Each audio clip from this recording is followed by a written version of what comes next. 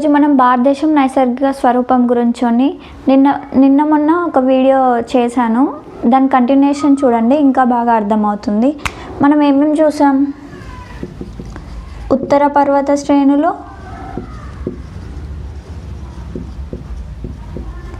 గంగా బ్రహ్మపుత్ర మైదానాలు,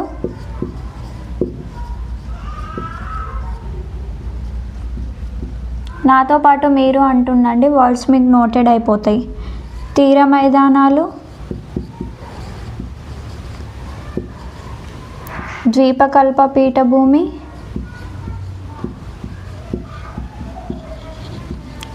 దీవులు. వీటిని మనం ఏమంటున్నాం?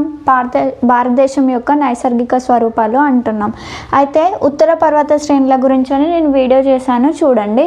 ఇంకా కొంచెం చెప్పండి ఏముందంటే, ఇక్కడ మనం ఇక్కడ నుంచి ఇక్కడికి మొదలయ్యేది ఏమని చెప్పుకున్నాం? హిమాద్రి హిమాలయాలు. ఇక్కడ మధ్య నుండేవి అవిచ్ఛిన్నంగా ఏర్పడతాయి అనుకున్నాం కదా, వీటిని మనం హిమాచల్ హిమాలయాలు అంటున్నాం. హిమాచల్ హిమాలయాలు. తర్వాత ఉన్నాయేంటి? శివాలిక్ పర్వత శ్రేణులు. అయితే ఇక్కడ వెడల్పు అనేది ఎక్కువగా ఉంటుంది, ఇక్కడ తూర్పుకి వచ్చే కొలది వెడల్పు అనేది తక్కువగా ఉంటుంది. ఇది కూడా మనం గుర్తుంచుకోవాల్సిన పాయింట్. అయితే తర్వాత శివాలిక్ పర్వత శ్రేణులు ఇక్కడ ఈశాన్య రాష్ట్రాల వరకు వెళ్తుందన్నాం కదా. ఈ తూర్పు సైడ్ వెళ్ళగానే మళ్ళీ ఇక్కడనే ఎండ్ అవ్వకుండా ఈశాన్య రాష్ట్రాల నుంచి చూసినప్పుడు ఉత్తరం నుంచి దక్షిణం వైపు ఇలా పర్వత శ్రేణులు అనేవి వస్తూ ఉంటాయి. అయితే ఇక్కడ అరుణాచల్ ప్రదేశ్లో ఉన్న వాటిని పట్కాయ్ కొండలు అంటాం. ఏమంటాం? పట్కాయ్ కొండలు. ఇక్కడ నాగాలాండ్లో ఉన్న వాటిని ఏమంటాం? నాగా కొండలు. అంటే ఇవి కూడా పర్వత శ్రేణులు ఇక్కడనే ఎండ్ అవ్వకుండా కంటిన్యూ అవుతూ కిందికి వస్తూ ఉంటాయి అన్నమాట. ఇక్కడ మణిపూర్లో ఉన్నాయి మణికొండలు. ఏంటండి? అరుణాచల్ ప్రదేశ్లో ఉన్నాయి పట్కాయ్ కొండలు, నాగాలాండ్లో ఉన్నాయి నాగా కొండలు, మణిపూర్లో ఉన్నాయి మణికొండలు. ఇక్కడ లాస్ట్లో ఏముంటుంది? మిజో కొండలు. అలాగే ఇక్కడ మేఘాలయ ఉంటుంది కదా, మేఘాలయ దగ్గర ఉన్న కొండలనేమో గారో కొండలు అంటున్నాం. ఇక్కడ అస్సాం ఉంటుంది కదా, అస్సాంలో ఉన్న పర్వత శ్రేణులనేమో మికిర్ కొండలు అంటున్నాం. ఏమంటున్నాం? మికిర్ కొండలు. ఒకసారి చూడండి, అరుణాచల్ ప్రదేశ్లో ఉన్నాయి పట్కాయ్ కొండలు, నాగాలాండ్లో ఉన్నాయి నాగా కొండలు, మణిపూర్లో ఉన్నాయి మణికొండలు, ఇక్కడ లాస్ట్ చివరన మిజోరంలో ఉన్నాయి మిజో కొండలు, ఇక్కడ మేఘాలయలో ఉన్నాయి గారో కొండలు, అస్సాంలో ఉన్నాయి మికిర్ కొండలు. అయితే ఇక్కడనే ఎండ్ అవ్వకుండా మళ్ళీ మయన్మార్ సైడ్ అనేవి ఇక్కడ పర్వత శ్రేణులు అనేవి కంటిన్యూ అవుతుంటాయి, ఇటు బంగాళాఖాతంలో కంటిన్యూ అవుతాయి. అయితే మయన్మార్లో కంటిన్యూ అవుతున్న వాటిని ఏమంటామంటే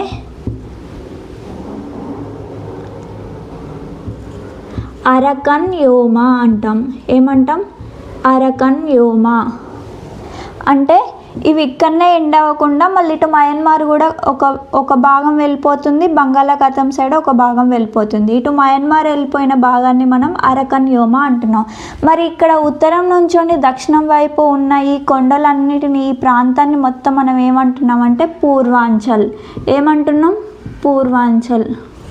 ఇలా మ్యాప్ పాయింటింగ్ ద్వారా చూసుకుంటే మనకి ఇంకెక్కువ గుర్తుండిపోతుంది. అందుకే నేను ప్రతిదీ మ్యాప్ చూపిస్తూ చెప్తున్నాను, ఇలా గుర్తుంచుకోండి. ఇది మొత్తం పూర్వాంచల్ అంటున్నాం కదా. మరి పూర్వాంచల్లో ఎత్తైన శిఖరం ఏంటి అంటే, ఇక్కడ నాగాలాండ్ రాష్ట్రం ఉంటుంది కదా, నాగాలాండ్లో ఉన్న సారామితి.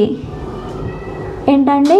సారామితి శిఖరం అనేది ఎత్తైన శిఖరం. ఎందులో చూసినప్పుడు? పూర్వాంచల్లో చూసినప్పుడు, మొత్తం కాదు, పూర్వాంచల్లో చూసినప్పుడు సారామితి శిఖరం అనేది ఎత్తైన శిఖరం. దీని ఎత్తు వచ్చేసి 3826 మీటర్లు. ఎంత? 3826 మీటర్లు. ఇది ఒక ఇంపార్టెంట్ పాయింట్. ఇది ఉత్తర పర్వత శ్రేణుల గురించి మొత్తం చెప్పాను. ఒకవేళ చూడకుంటే కంటిన్యూషన్ బిఫోర్ వీడియోస్ చూడండి, అందులో నేను చెప్పింది ఒకసారి చూసిన తర్వాత ఇది చూడండి, ఇంకా క్లియర్గా అర్థమవుతుంది. ఇప్పుడు గంగా బ్రహ్మపుత్ర మైదానాలు చూద్దాం.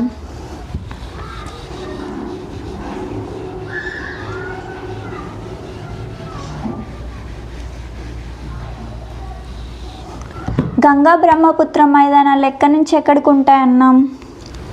ఇక్కడి నుంచోని ఇలా ఉంటాయి అన్నాం. ఇక్కడ వెడల్పు ఎక్కువ ఉంటుందండి, ఇక్కడ వెడల్పు తక్కువ ఉంటుంది. ఇక్కడ పశ్చిమ బెంగాల్ ఉంటుంది కదా, పశ్చిమ బెంగాల్ దగ్గర ఎక్కువ ఉంటుంది, మళ్ళీ అస్సాం రాగానే తగ్గిపోతుంది. ఈ ఏరియాని మొత్తం మనం గంగా బ్రహ్మపుత్ర మైదానాలు అంటున్నాం. ఇక్కడ వెడల్పు ఉంటుంది, పశ్చిమ బెంగాల్ రాగానే వెడల్పుగా అయిపోతుంది, మళ్ళీ అస్సాం పోగానే కొంచెం తగ్గుతుంది. దీన్ని మొత్తం మనం గంగా బ్రహ్మపుత్ర మైదానాలు అంటున్నాం. గంగా బ్రహ్మపుత్ర మైదానాలు. అయితే ఇవి ఒండ్రు మట్టి నిక్షేపిత మైదానాలు. ఏంటండి? ఒండ్రు మట్టి నిక్షేపిత మైదానాలు. అయితే ఇవి ప్రపంచంలోనే అతిపెద్ద ఒండ్రు మట్టి నిక్షేపిత మైదానాలు అన్నమాట. అర్థమవుతుందా మీకు నేను చెప్పే పాయింట్? అయితే గంగా బ్రహ్మపుత్ర మైదానాలు అనేవి ఇవి ఒక ఒండ్రు మట్టి నిక్షేపిత మైదానాలు. ఇవే ప్రపంచంలో అతి పెద్దవి అనేవి. అలాగే వీటి వయసు కూడా అన్నిటితో పోల్చినప్పుడు, ఈ నైసర్గిక స్వరూపాలు అన్నిటితో పోల్చినప్పుడు తక్కువ వయసు కలిగినవి కూడా ఇవే. ఏంటండి? తక్కువ వయసు కలిగిన స్వరూపాలు, నైసర్గిక స్వరూపం కూడా ఇదే అన్నమాట. అర్థమవుతుందా? తర్వాత ఇందులో మనం చూసినప్పుడు దీని యొక్క వెడల్పు ఎంత మరి? 150 కిలోమీటర్లు. అంటే ఇది ఉంది కదా, దీని వెడల్పు దాదాపుగా సగటు వెడల్పు చూసినప్పుడు 150 కిలోమీటర్లు. ఎంతండి? 150 కిలోమీటర్లు. అయితే ఈ గంగా బ్రహ్మపుత్ర మైదానాలని మనం ఏమేమని పిలుస్తామంటే గంగా సింధు మైదానాలు, గంగా సింధు బ్రహ్మపుత్ర మైదానాలు, బ్రహ్మపుత్ర మైదానాలు. దీన్నే మనం ఇంకేమని పిలుస్తున్నాం? బృహత్ మైదానాలు. ఏమంటున్నాం? బృహత్ మైదానాలు. గంగా సింధు బ్రహ్మపుత్ర మైదానాలు అన్న ఇవే, బృహత్ మైదానాలు అన్న ఇవే. ఇది కూడా ఒక ఇంపార్టెంట్ పాయింట్. తర్వాత మనం ఇందులో చూసినప్పుడు ఇవి దీని స్వరూపాలు ఉంటాయి కదా, అంటే భౌతిక స్వరూపాలు. మనం వీటి యొక్క భౌతిక స్వరూపాలు చూసినప్పుడు 5 రకాలే చూడండి. 1 బాబర్, 2 టెరాయ్, 3 బంగర్, 4 ఖాదర్, 5 రే లేదా ఉల్లార్. అంటే గంగా బ్రహ్మపుత్ర మైదానాల యొక్క భౌతిక స్వరూపాలు చూసినప్పుడు బాబర్, టెరాయ్, బంగర్ ఖాదర్, రే లేదా ఉల్లర్. అయితే ఈ బాబర్ అనేది ఎలా ఉంటుందంటే ఇక్కడున్న సింధు నది లోయ కాంచోని మొదలుకొని ఇక్కడ తీస్తా నది ఉంటుంది కదా, ఇక్కడ తూర్పు సైడ్న అది సిక్కిం దగ్గర తీస్తా నది ఉంటుంది కదా, అక్కడి వరకు ఇది విస్తరించి అనేది ఉంటుంది. దీని యొక్క వెడల్పు ఎంత ఉంటుందంటే 8 నుంచి 16 కిలోమీటర్లు. ఎంత ఉంటుందండి? 8 నుంచి 16 కిలోమీటర్లు. అయితే ఈ బాబర్ అనే మీనింగ్ ఏంటంటే పొడవైన గడ్డి. ఏంటి? పొడవైన గడ్డి. ఈ పొడవైన గడ్డి అనేది బాబర్ యొక్క మీనింగ్. అంటే ఇక్కడ ఉండే పశు కాపర్లు ఉంటారు కదా, వాళ్ళని మనం గుజ్జర్లు అంటున్నాం. ఏమంటాం? గుజ్జర్లు. ఇక్కడ ఉండే బాబర్ అంటే పొడవైన గడ్డి అంటున్నాం. ఇక్కడ ఉండే పశు కాపర్లని గుజ్జర్లు అంటున్నాం. ఏమంటున్నాం? గుజ్జర్లు. అయితే ఇక్కడ బాబర్ అనేది ఇలా గురక రాళ్ళతో, పెద్ద పెద్ద రాళ్ళు ఉంటాయి కదా, ఆ రాళ్ళతో, గుల్క రాళ్ళతో ఇలా ఈ షేప్లో ఉంటాయి అన్నమాట. అయితే ఇక్కడ ప్రవహించే నదులు దీని కిందన ఇంకిపోయినట్టుగా ఉంటుంది. ఇంకిపోయినట్టు ఉండి మనకి నదులు అనేవి ఇక్కడ దర్శనం ఇవ్వవు, అంటే కనిపించవు అన్నట్టుగా అలా మనకి కనిపిస్తుంది అన్నమాట. అంటే ఇంకిపోయినట్టుగా మనకి దర్శనం ఇస్తుంది ఇక్కడ బాబర్లో ఉండే మట్టి దగ్గర. దీన్నే మనం బాబర్ అంటున్నాం. మళ్ళీ టెరాయి గురించి చూసినప్పుడు బాబర్ వెంబడి ఉండే సన్నని ఇసుక, సారవంతమైన భూమి, ఇది కూడా దీని వెంబడే ఉంటుంది. మరి బాబర్ ఎక్కడ ఉంటుంది? ఇక్కడ ఉండే హిమాలయాలు, అలాగే ఇక్కడ ఇంకేముంటాయి, శివాలిక్ రేంజ్ ఉంటుంది కదా, శివాలిక్ రేంజ్ పాదాల వెంబడి ఉంటుందన్నమాట. ఇక్కడున్న శివాలిక్ రేంజ్ యొక్క పాదాల వెంబడి బాబర్ ఉంటుంది. బాబర్ వెంబడి టెరాయి ఉంటుంది. కన్ఫ్యూజ్ అవ్వద్దు, ఇక్కడ గుర్తుంచుకోండి. తర్వాత టెరాయి అంటే మీనింగ్ ఏంటి? టెర్ర అని హిందీ వర్డ్లో చెప్తాం. ఇది టెర్ర అనేది హిందీ వర్డ్. దీని యొక్క మీనింగ్ ఏంటంటే చిత్తడి. ఏంటండి? చిత్తడి. చిత్తడి అంటే ఏంటి? అక్కడ నీళ్లు నింపబడినట్టుగా ఉంటాయి. నేల మొత్తం నీళ్ళతోనే ఉంటుంది కదా, వాటినే మనం చిత్తడి అంటున్నాం. ఇక్కడ బాబర్లో గురుకలాల్లాగా ఉండి ఇక్కడ నీళ్లు ఇంకిపోయినట్టు ఉంటుంది కదా, అదే ఈ టెరాయి దగ్గరికి వచ్చేసరికి నీళ్ళు అనేవి మళ్ళీ పునర్జన్మించినట్లు మనకు కనిపిస్తాయి అన్నమాట. ఇక్కడనేమో ఇంకిపోయినట్టు కనిపించి ఇక్కడ పునర్జన్మిస్తున్నట్టు కనిపిస్తాయి. ఇది కూడా ఒకటి గుర్తుపెట్టుకోండి.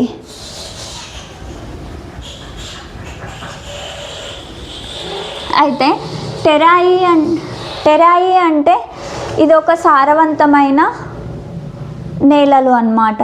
ఇది పోషకాలు ఎక్కువగా ఉంటాయి. ఇక్కడ ఈ టెరాయి చిత్తడి నేలలు అంటున్నాం కదా, ఎప్పుడు వాటర్ ఉంటాయి అంటున్నాం కదా, కాబట్టి ఇవి మలేరియా వ్యాధులకు ఎక్కువ పాసిబిలిటీ ఉంటుందన్నమాట. అందుకే వీటిని మలేరియా శీతోష్ణ స్థితి అంటున్నాం. ఏమంటున్నాం? మలేరియా శీతోష్ణ స్థితి. మలేరియా శీతోష్ణ స్థితి అంటున్నాం. ఎందుకంటే ఇక్కడ ఎక్కువ వాటర్ ఉండడం వలన మలేరియా శీతోష్ణ స్థితి అంటున్నాం. మలేరియా వ్యాధులకి ఎక్కువ పాసిబిలిటీ ఉంటుంది కాబట్టి మలేరియా శీతోష్ణ స్థితి అంటున్నాం. అయితే ఇక్కడ చిత్తడి నేలలు అని చెప్పాం కదా, మరి చిత్తడి నేలల యొక్క దినోత్సవం ఏ రోజున జరుపుకుంటాం? ఫిబ్రవరి 2వ తారీఖున. అంటే ప్రపంచ చిత్తడి నేలల దినోత్సవం ఉంటుంది కదా, అది ఎప్పుడండి? ఫిబ్రవరి 2. ఇది ఈ రోజునే ఎందుకు జరుపుకుంటున్నామంటే 1971వ సంవత్సరంలో ఫిబ్రవరి 2వ తారీఖున రామ్సర్, ఏంటండి? రామ్సర్. ఇది ఎక్కడ ఉంది? ఇరాన్లో ఉండే రామ్సర్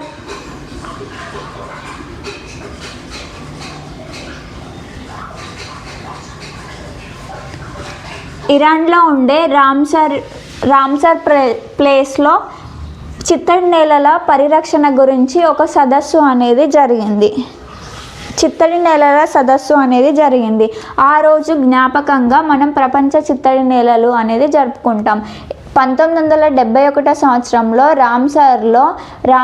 రామ్సర్లో చిత్తడి నేలల యొక్క పరిరక్షణ గురించోని ఒక సదస్సు జరగడంతో దానికి గుర్తుగా మనం ఫిబ్రవరి 2వ తారీఖున ప్రపంచ చిత్తడి నేలల దినోత్సవం అనేది జరుపుకుంటాం. ఇది ఒక ఇంపార్టెంట్ పాయింట్, గుర్తుంచుకోండి. తర్వాత బంగర్ అంటే ఇప్పుడు ఇక్కడ నదులు ఉంటాయి కదా, ఈ గంగపుత్ర మైదానాల్లో నదులు ఉంటాయి కదా, ఈ నదుల వెంబడి ఎత్తైన నిక్షేపితాలు ఉంటాయి కదా నదుల వెంబడి, ఇలాంటి ప్లేస్ దగ్గర ఏర్పడిన ఒండ్రు నేలలు. అంటే ఎత్తైన ప్లేస్ దగ్గర ఒండ్రు నేలలు ఉంటాయి కదా, అవి నిక్షిప్తమై ఉంటాయి. వాటి వల్ల ఏర్పడిన వాటిని మనం ఈ బంగారు అంటున్నాం. ఇవి మరి 20 మిలియన్ల సంవత్సరాల క్రితం ఏర్పడినవి కాబట్టి వీటిని పాత ఒండ్రు నేలలు అంటున్నాం. ఏమంటున్నాం? పాత ఒండ్రు నేలలు అంటున్నాం.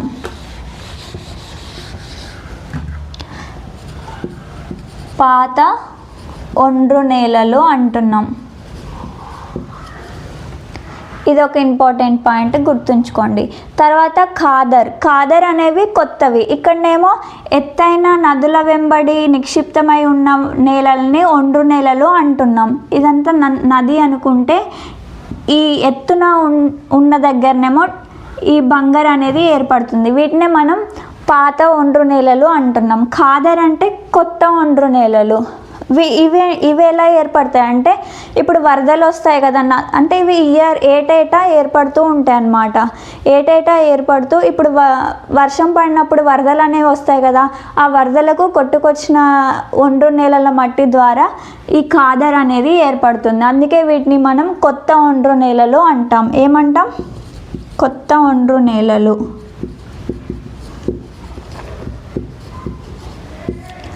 ఇది అంటాం. తర్వాత రే లేదా ఉల్లార్. మరి దీని యొక్క మీనింగ్ ఏంటంటే, ఇప్పుడు ఈ నది నిక్షేపితాలు ఉంటాయి కదా, వాటి వలన నదులకి అడ్డంగా వెళ్ళిపోతాయి కదా, అడ్డం వచ్చినప్పుడు ఏం చేస్తాయి? వంపులు తిరుగుతాయి. ఇప్పుడు ఇలా నది ఉందనుకోండి, ఇక్కడ అడ్డం రావడం వలన వంపులు తిరుగుతాయి. వంపులు తిరిగినప్పుడు అక్కడ సరస్సులు ఏర్పడతాయి. అవునా కాదా? అలా సరస్సులు ఏర్పడినప్పుడు ఈ సరస్సులని మనం ఆక్స్ బౌ అంటున్నాం. ఏమంటున్నాం? ఆక్స్ బౌ అంటే ఈ నదుల వెంబడి అడ్డంగా ఉండడం వలన వంపులు తిరుగుతాయి, అక్కడ సరస్సులు ఏర్పడతాయి. ఆ సరస్సులని మనం ఆక్స్ బౌ అంటున్నాం. ఈ ఆక్స్ బౌ ఇక్కడ సరస్సులు ఏర్పడిన తర్వాత అవి ఆవిరైతాయి కదా, ఆవిరి అయినప్పుడు లవణాలతోని మళ్ళా నిక్షిప్తమై నేలలు ఏర్పడతాయి అన్నమాట. అంటే ఈ సరస్సులు మళ్ళా ఆవిరై ఆ ఆవిరితోని లవణాలు అనేది ఏర్పడతాయి. వీటినే మనం రే ఉల్లార్ అంటున్నాం.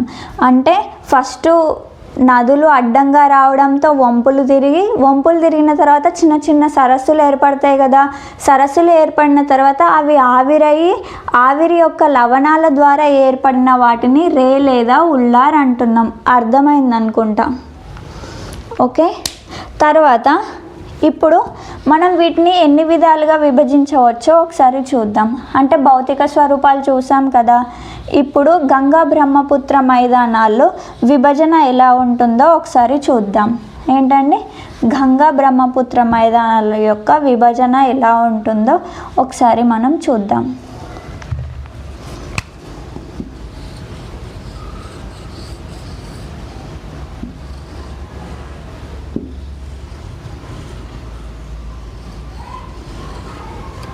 ఇలా ఉంది కదా. అయితే ఇక్కడ రాజస్థాన్ ఉంటుంది కదా, ఈ రాజస్థాన్ దగ్గర ఉన్న మైదానాలని రాజస్థాన్ మైదానాలు అంటాం. ఇక్కడ పంజాబ్ దగ్గర ఉన్న మైదానాలని పంజాబ్ మైదానాలు అంటాం.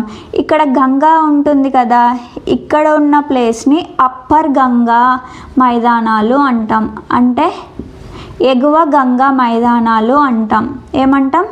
ఎగువ గంగా మైదానాలు అంటాం. ఇది మిడిల్లో ఉంటుంది కదా, అంటే వీటి మొత్తం గంగా మైదానాలు అంటాం.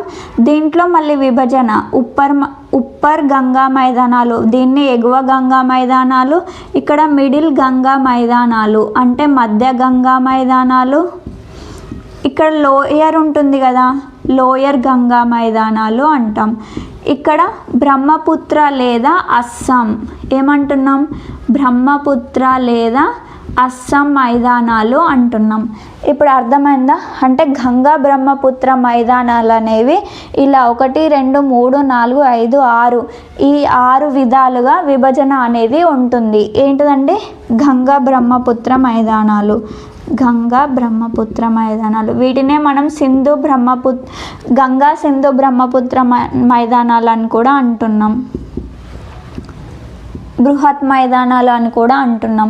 వీటి విభజన అనేది రాజస్థాన్ మైదానాలు, పంజాబ్ మైదానాలు, అప్పర్ గంగా మైదానాలు, మిడిల్ లేదా మధ్య మైదానాలు, లోయర్ గంగా మైదానాలు, బ్రహ్మపుత్ర లేదా అస్సాం మైదానాలు. ఇది గంగా బ్రహ్మపుత్ర మైదానాల యొక్క షార్ట్ నోట్స్ అన్నమాట. ఇది మీకు అర్థమైతే రివ్యూ ఒకసారి ఇవ్వండి. అంటే నేను క్లాసెస్ చెప్తున్నా కదా, నా వీడియోలు షార్ట్గా ఉంటున్నాయా, లెంతీగా ఉంటున్నాయా, లేదా ఇంకా ఏమైనా చెప్పాలా, అప్డేట్ చేసుకోవాలా, ఒకసారి రివ్యూ ఇవ్వండి. మీ రివ్యూని బట్టి నేను ఇంకా ఎలా చెప్పాలి, లెంత్గా చెప్పాలా, షార్ట్గా చెప్పాలా తెలుసుకుంటాను. మీరు ఒకసారి రివ్యూ ఇస్తే నాకు చాలా హెల్ప్ఫుల్గా ఉంటుంది. నేను చేసిన మిస్టేక్స్ ఏమైనా ఉంటే కూడా నాతో చెప్పండి. అంటే నేను ఇప్పుడే నేర్చుకుంటున్నా కాబట్టి మధ్యలో మిస్టేక్స్ ఏమైనా ఉండొచ్చు, అవి కూడా చెప్పండి, నేను కరెక్ట్ చేసుకుంటాను. Thank you. ఖచ్చితంగా రివ్యూ ఇవ్వండి ప్లీజ్, నాకు తెలుస్తూ ఉంటుంది ఎలా చెప్పాలో.